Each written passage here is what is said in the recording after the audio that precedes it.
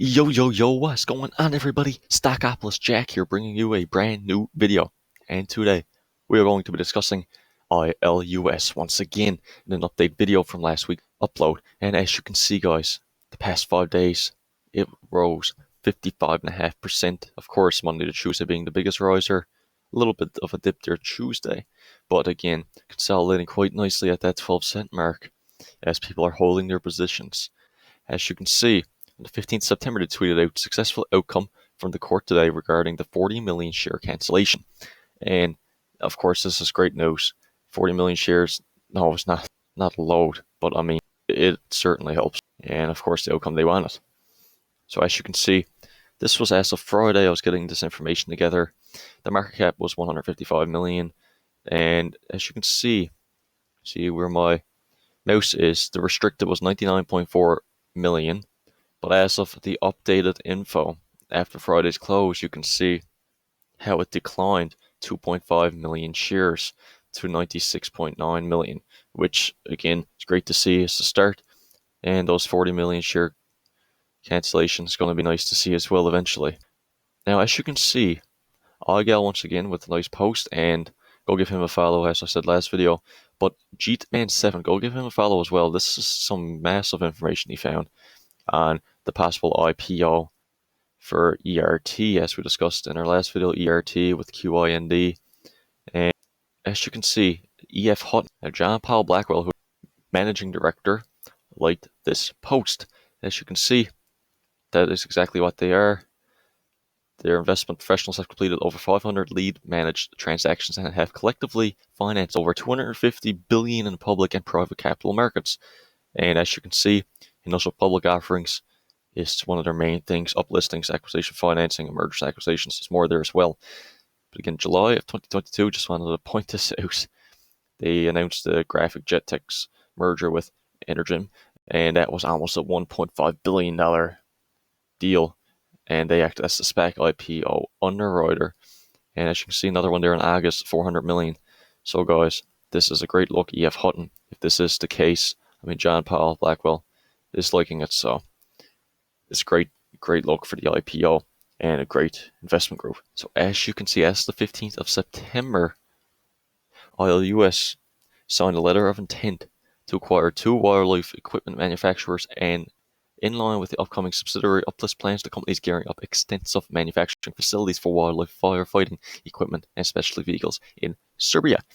And as you can see, as we know, wildfires are not good. They catch just 1 to 2% of GDP in some high-income countries. As you can see, ILUS discussed here to further accelerate the growth of the acquisitions. ILUS has agreed to open new state-of-the-art wildlife firefighting equipment manufacturing facilities in Serbia.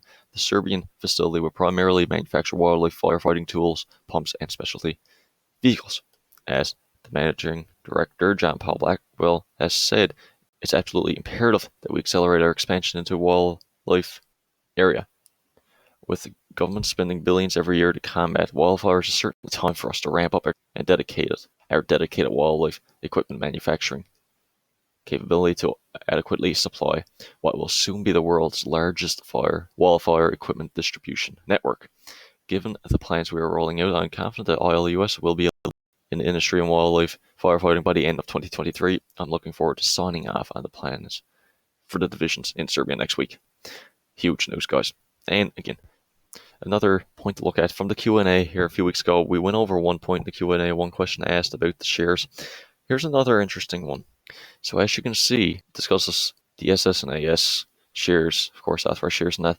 And as we see, the SS is not going to be increasing to any significant extent.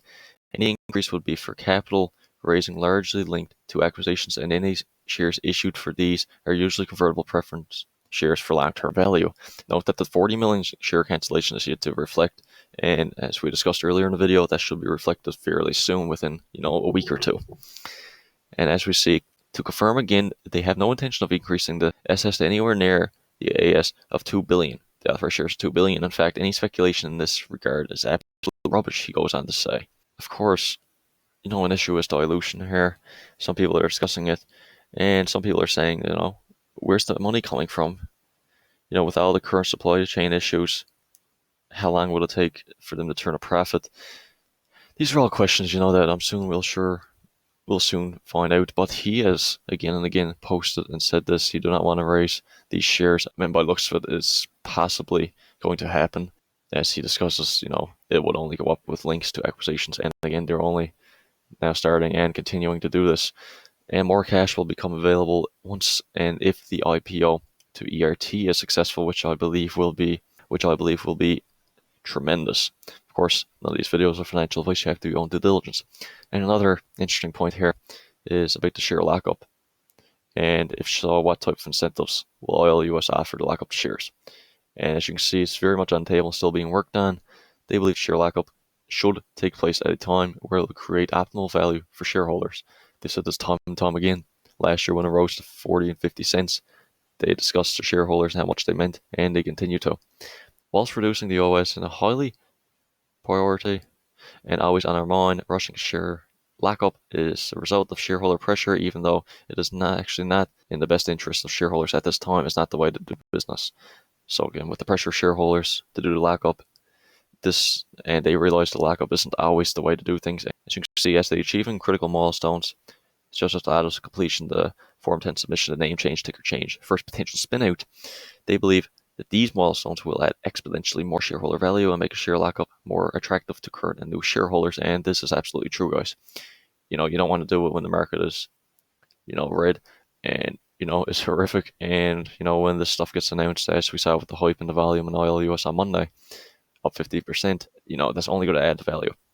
The share lock may have related incentives attached to it, which means we need to be in a position where we can be fully transparent about the next steps. Of course, they want to discuss this and be sure and, not say anything wrong.